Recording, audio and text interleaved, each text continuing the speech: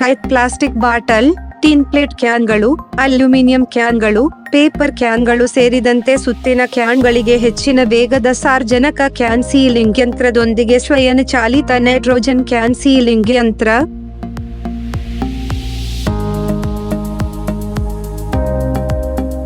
ಯಂತ್ರವಿನ್ಯಾಸವು ಸುಧಾರಿತವಾಗಿದೆ, ರಚನೆಯು ಸಮಂಜಸವಾಗಿ ಇದು ಆಹಾರ, ಔಷಧ, ಹಾಲಿನ ಪುಡಿ ಮತ್ತು ರಾಸಾಯನಿಕ ಕೈಗಾರಿಕೆಗಳಿಗೆ ಸೂಕ್ತವಾದ ಪ್ಯಾಕೇಜಿಂಗ್ ಸಾಧನವಾಗಿದೆ.